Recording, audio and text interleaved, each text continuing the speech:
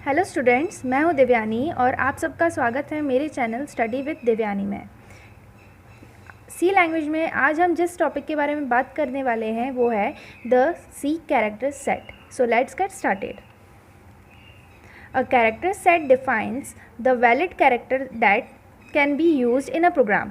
इस पॉइंट का ये मीनिंग है कि एक कैरेक्टर सेट डिफाइन करता है वो वैलिड कैरेक्टर्स जो हम प्रोग्राम बनाने में या फिर प्रोग्राम को डेवलप करने में यूज़ कर सकते हैं। ठीक है।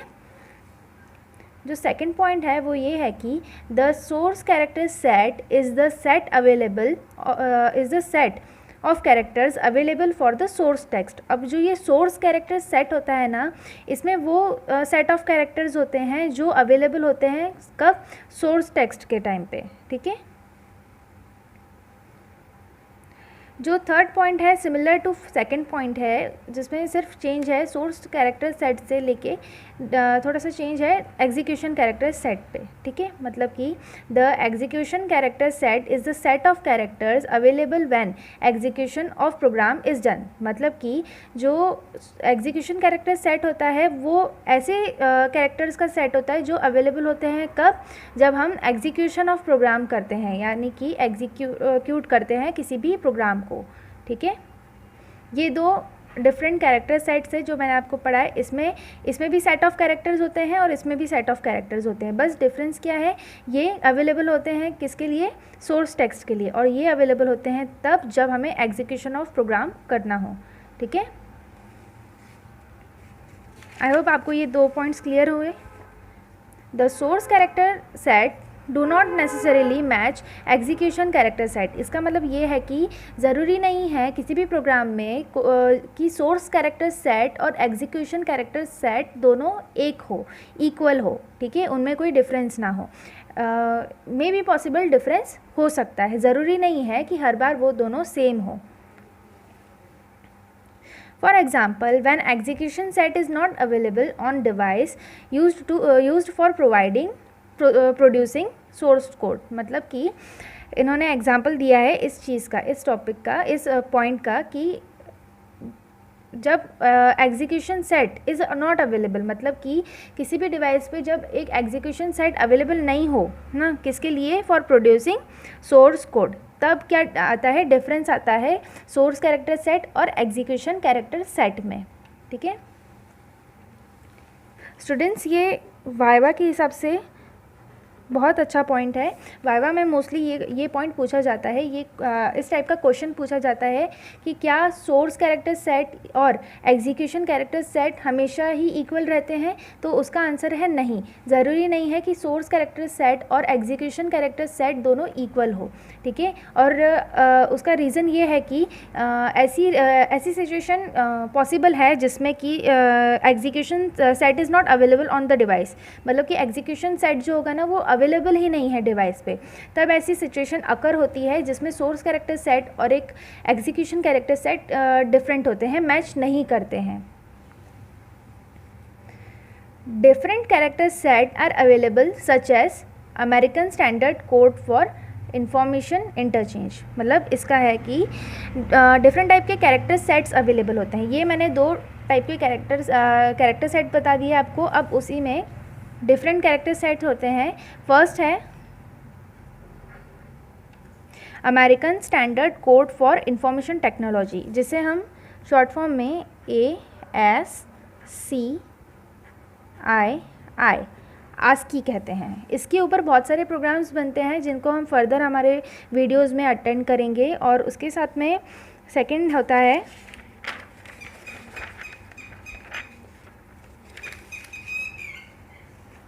Japanese kanji characters. ओके, ये दो टाइप के कैरेक्टर सेट होते हैं। फर्स्ट मैंने बताया आपको आस्की और सेकंड मैंने बताया आपको जापानीज़ कांजी कैरेक्टर। ये सेकंड है। The character set make no difference in the compiler, each character has its own value। इस पॉइंट का ये मीनिंग है कि जो कैरेक्टर सेट होता है ना, वो कोई डिफरेंस, भले ही वो आस्की हो या फिर वो जापानीज़ कांजी कैरेक्टर हो, कोई डिफरेंस प्रोड्यूस नहीं करता है। सबकी वैल्यू यूनिक होती है कंपाइलर के लिए। ठीक है, उनकी एक अलग वैल्यू होती है और कंपाइलर उनमें कोई डिफरेंस प्रोड्यूस नहीं करता है। कंपाइलेशन के टाइम पे।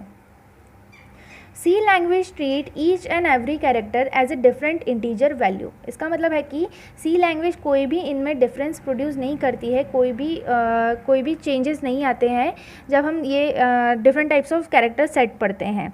तो सी लैंग्वेज इन सबको इक्वली ट्रीट करती है, सारे कैरेक्टर्स को, और सबको एक यूनिक इंटीजर वैल्यू देती है। ठीक है,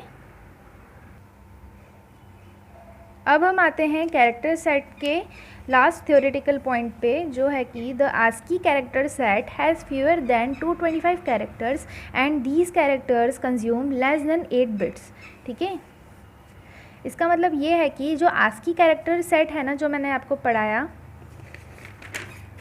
इसका फुल फॉर्म आप प्लीज़ याद कर लेना, it's so important. American standard code for information interchange. ठीक है, आस्की, इसके ऊपर बहुत सारे प्रोग्राम्स बनते हैं जो प्रैक्टिकल एग्ज़ाम्स में पूछे जाते हैं। The ASCII character set has fewer than 255 characters. इसका मतलब है कि जो आस्की कैरेक्टर सेट जो होता है ना, इसमें लेस देन या फिर फ्यूअर देन या फिर लेस देन 255 कैरेक्टर्स होते हैं। ठीक है, and these character consume less than 8 bits और 8 बिट्स। इसका मतलब है कि आस्की कैरेक्टर सेट में 255 कैरेक्टर्स से कम कैरेक्टर्स प्रेजेंट होते हैं, और उसके साथ में वो लेस देन 8 बिट्स या फिर 8 बिट्स के ही प्लेस कंज्यूम करते हैं। ठीक है स्टूडेंट्स, अब हम पढ़ेंगे कुछ डिफरेंट कैरेक्टर्स।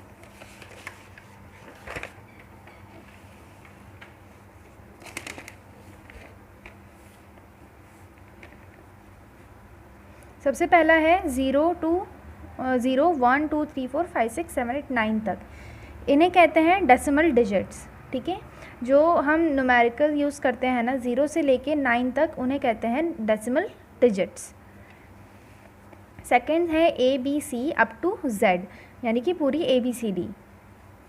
इन्हें कहते हैं अपर केस कैरेक्टर्स। और सिमिलरली जो हमारी स्मॉल ABCD होती है, उसे कहते हैं लोअर केस कैरेक्टर। ठीक है, फिर आता है ये साइन, जिसका मीनिंग होता है एक्सक्लेमेशन मार्क। ये वाला साइन, इसे कहते हैं डबल कोटेशन मार्क। फिर आता है हैश, जिसे हम नंबर या फिर पॉइंट साइन भी कहते हैं। फिर डॉलर, इसे डॉलर साइन कहते हैं। परसेंटेज साइन, इसे एम्परसेंट साइन कहते हैं। ये जो सिंगल होता है, इसे एपोस्ट्रोफी सिंगल या फिर कोटेशन मार्क कहते हैं।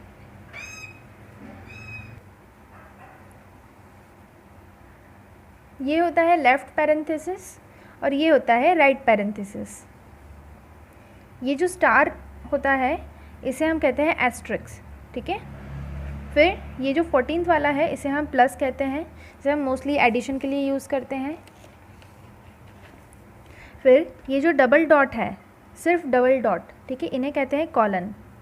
और जो ये सिंगल डॉट के साथ में एक डॉट का एक्सटेंशन कह दीजिए, ये होता है, इसे सेमी कॉलन कहते हैं, जो हम किसी भी स्टेटमेंट को कंप्लीट करने के लिए यूज़ करते हैं। ये होता है लेस देन, और इसे कहते हैं greater than, equals to, question mark. फिर आता है एट, और इसे एट दी रेट भी कहते हैं। ये होता है left bracket, right bracket, back slash, ये जो सिर्फ इनकम्प्लीट ट्राइंगल है, जिसे कैरेट कहते हैं या फिर सर्कमफ्लेक्स कहते हैं। ठीक है, ये होता है अंडरस्कोर, इसे कहते हैं एसेंट ग्रेव या फिर ब्रैक। ठीक है, ये 28th वाला है कोटेशन मार्क। 29th पे लेफ़्ट ब्रेस कहते हैं। ठीक है, इसे कहते हैं लेफ़्ट ब्रेस, जो हम जैसे कि मैं एग्जांपल के लिए बता दूं आपको, से हमने कोई प्रोग्राम बनाया, यहाँ पे हेडर फाइल्स इंक्लूड करी, उसके बाद में हम वॉइड मेन के बाद में हमने ये लगाए लेफ़्ट पैरेंथेसिस राइट पैरेंथेसिस, उसके बाद में हम यूज़ करते हैं इसका, ठीक है। इसे क्या कहते हैं, लेफ़्ट ब्रेस, ठीक है। अगर ये प्लूरल हो तो ही इसे ब्रेसेस कहते हैं, ठीक है, लेफ़्ट एंड राइट ब्रेसेस, ठीक है। अगर ये सिंगल है तो इसे लेफ़्ट ब्रेस, और अगर बॉडी जिसमें आती है स्टेटमेंट्स इसके बाद ये है तो ये हो जाएगा राइट ब्रेस, ठीक है।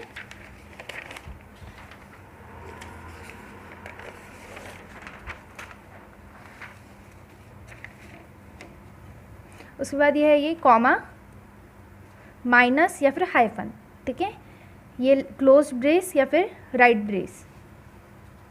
ये होता है पीरियड, ये फॉरवर्ड स्लैश, जैसे कि मैंने आपको यहाँ पे बताया था बैक स्लैश 24th पे, वैसे ये है फॉरवर्ड स्लैश, ठीक है। फिर ये है वर्टिकल, जस्ट अ लाइन जो है वर्टिकली, इसे वर्टिकल बार कहते हैं, और ये जो है इसे कहते हैं टिल्ड, ओके। स्टूडेंट्स, आज का टॉपिक यहीं ख़त्म होता है। हम नेक्स्ट वीडियो में सी टोकन के बारे में बात करेंगे। Till then stay safe and keep watching my videos. Thank you.